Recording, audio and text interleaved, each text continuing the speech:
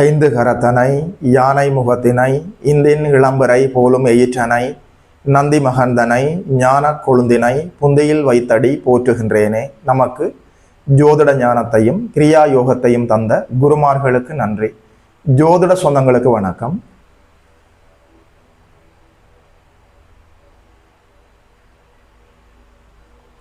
இன்றைக்கு இந்த பதிவில் 2026ஆம் ஆண்டு ஏப்ரல் மாதம் கன்னியா ராசிக்காரர்களுக்கு என்னென்ன நற்பலன்கள் எல்லாம் நடக்க இருக்கிறதுன்னு சொல்லி பார்க்கலாம்.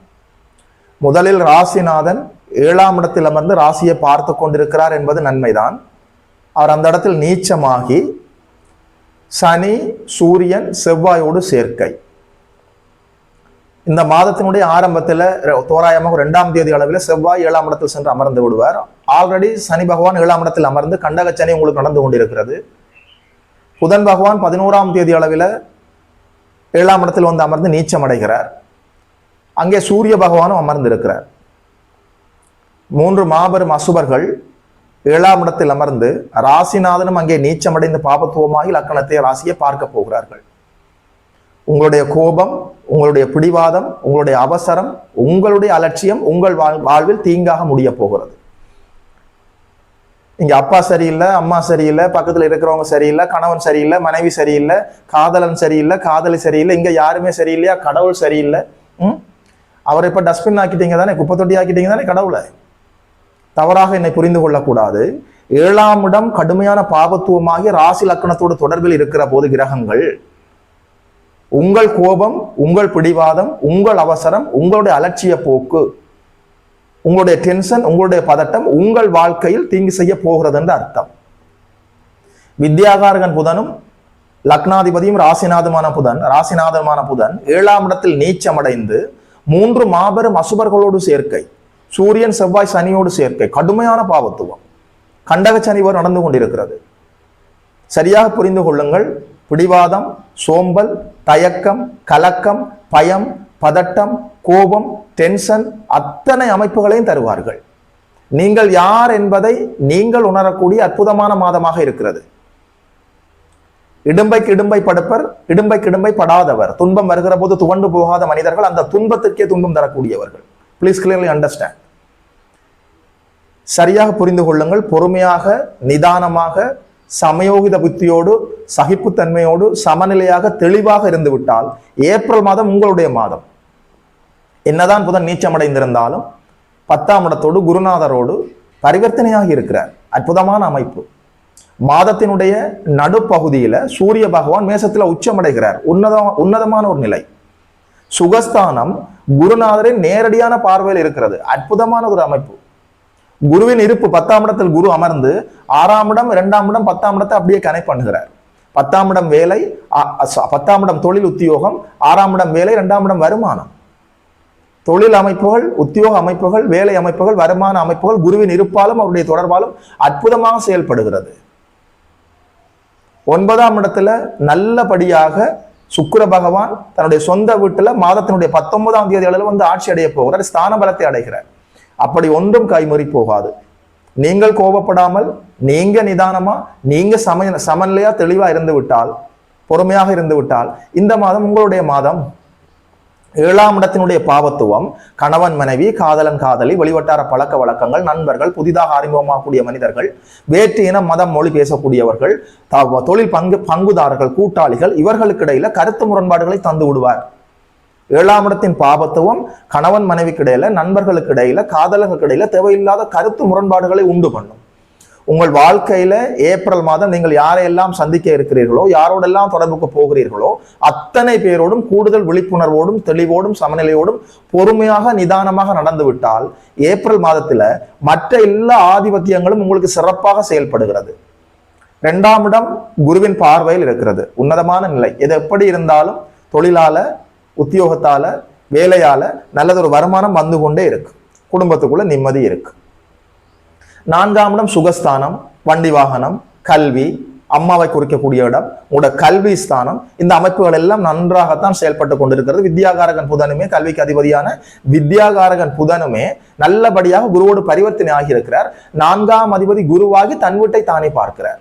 உண்மையில சொல்றேன், கொஞ்சம் எஃபர்ட் போட்டு சோம்பல் இல்லாம பிடிவாதம் இல்லாம அதிகாலையில தூங்கி கொண்டிருக்காமல் சூரிய உதயத்துக்கு முன்பாக எழுந்து நல்லபடியாக கல்வி கற்கிற போது மாணவர்கள் நல்லபடியாக ஸ்கோர் பண்ண முடியும். குடும்ப பெண்கள் வாழ்க்கை துணையோடு தேவையில்லாத கருத்து முரண்பாடுகளை உருவாக்கி கொள்ளக்கூடாது. 2ஆம் வீட்டுக்கு குரு பார்வை இருக்கிறது, சுக்கிரன் வலுவாகத்தான் இருக்கிறார். 7ஆம் இடம் பாவத்துவமாக இருக்கிறதுனால கணவனோடையோ மனைவியோடையோ தேவையில்லாத சண்டை சச்சரவுகளை தவிர்ப்பது நல்லது. ஒரு படி விட்டு கொடுத்து போனா யாரும் கெட்டு போக போவதில்லை. நம்மோடு வாழ வந்த உறவு வாழ்வையே நமக்காக அர்ப்பணித்திருக்கிறார்கள். ஒரு படி இறங்கி போறதுல என்னங்க கெட்டு போயிட போகுது? வாழ்க்கை அழகான விஷயம். நம்முடைய தவறான புரிதலால அழகான இந்த வாழ்க்கையை அசிங்கமா மாற்றக்கூடாது. அற்புதமான வாழ்க்கை, கொண்டாட வேண்டிய காலம். நம்முடைய பொறுமை, சமநிலை, தெளிவு, கோபம் இல்லாமல் எல்லோரோடும் கருணையோடு நடந்து கொள்கிற போது வாழ்வே வரமாக மாறும். சரியாக புரிந்து கொள்ளுங்கள். 7ஆம் இடம் சற்று பாபத்துவமாக இருக்கிறது. உங்கள் வாழ்க்கைக்குள்ள யார் வந்தாலும், கணவனோ மனைவியோ காதலியோ பிள்ளைகளோ நண்பர்களோ வெளிவட்டார பழக்க யார் உங்கள் வாழ்க்கைக்குள்ள வந்தாலும் அவர்களோடு தெளிவாக சமநிலையாக நடந்து கொள்ளுங்கள். ஏப்ரல் மாதத்துல ஒரு தீங்கும் நடக்காது. அதாவது நான் பொறுமைசாலி, எனக்கு கோபமே வராது, இப்படியெல்லாம் டயலாக்லாம் அடிச்சிருப்பீங்க தானே. இந்த ஏப்ரல் மாதம் தெரிந்துவிடும் நீங்கள் பொறுமைசாலியா கோபக்காரரா இல்லையா என்பதெல்லாம் தெரிந்துவிடும். பொறுமையாக இருங்கள், நிதானமாக இருங்கள், கோபத்தை சற்று குறைத்துக் கொள்ளுங்கள். மற்ற எல்லா ஆதிபத்தியங்களும் உங்களுக்கு நல்லபடியாக வலுவாக செயல்படுகிறது. பொறுமையாக இருந்து விட்டால், கோபம் இல்லாமல் இருந்து விட்டால் ஏப்ரல் மாதத்தில் உங்களுக்கு ஒரு தீங்கும் இல்லை. இயல்பாகவே கண்டச்சனி முடிந்த பிறகு அஷ்டமச்சனி ஆரம்பித்து விடும். இப்போது சிம்மராசிக்காரர்களுக்கு அஷ்டமச்சனி நடந்து கொண்டிருக்கிறது. அடுத்த சனி பயிற்சிக்கு பிறகு உங்களுக்கு அஷ்டமச்சனி ஆரம்பித்து விடும். இப்போது இனிக்க பேசுற உறவுகள் அறிமுகமாக அஷ்டமச்சனியில முதுகுல குத்திட்டு போயிடுவாங்க. 7ஆம் இடம் ஒரு பாபத்துவமாக இருக்கிறது. உங்கள் வாழ்க்கைக்குள்ள இப்போது வரக்கூடிய புதிய உறவுகளோடு சற்று கூடுதல் விழிப்புணர்வோடு நடந்து கொள்ள வேண்டும். நான் எச்சரிக்கிறேன் என்று நீங்கள் பயப்பட வேண்டாம். உள்ளதை உள்ளபடி பேசுகிறேன், என்னால் புழுக முடியாது. இது எப்படி இருந்தாலும் குருவின் துணை இருக்கிறது. 10ஆம் இடம் 6ஆம் இடம் 2ஆம் இடம் வலுவாகத்தான் இருக்கிறது. சுகஸ்தானம் குருவின் பார்வையில் தான் இருக்கிறது. 8ஆம் இடத்துல சுக்கிரன் தான் இருக்கிறார். 9ஆம் இடத்துல சுக்கிரன் வந்து ஆட்சி அடைய போகிறார். உங்களுடைய ராசிநாதனும் லக்னாதிபதியுமான புதன் பகவான் பரிவர்த்தனை அடைந்திருக்கிறார். அப்படி ஒன்றும் கைமீறி போகாமல் இறை அருளும் பொருளாதார உதவிகளும் உடல் ஆரோக்கியமும் புத்தி கூர்மையும் செயல்படத்தான் போகிறது. பொறுமையாக சமநிலையாக தெளிவாக இருந்துவிட்டால் மாணவர்கள், குடும்ப தலைவர்கள், குடும்ப பெண்கள், இல்லத்தரசிகள், வயதான பெரியவர்கள் என்று அவரவர் வயது வாழ்க்கைக்கேற்ப எல்லா நன்மைகளும் நடக்கும். வாழ்த்துக்கள். 2026ஆம் ஆண்டு ஏப்ரல் மாதம் கன்னியா ராசிக்காரர்களுக்கு இந்த பலன்கள். இது எல்லாமே ஒரு பொதுவான பலன். உங்களுடைய பிறந்த ஜாதகத்துல வண்டி ஓட்டுநர் லக்னாதிபதி எப்படி இருக்கிறார்? கொஞ்சம் பலவீனமா இருக்கிறாரா? சரி, லக்னம் எப்படி இருக்கிறது? ஒரு கை இல்லை என்றால் இன்னொரு கை. லக்னம் எப்படி இருக்கிறது? சரி, ரெண்டுமே சற்று அசௌகரியமாக இருக்கிறதா?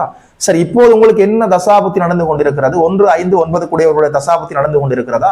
அவர்கள் பாபத்துவமாகவோ சுபத்துவமாகவோ ஏதோ ஒரு விதத்தில் உங்களுக்கு தசாபுத்தி நடத்த வேண்டும்.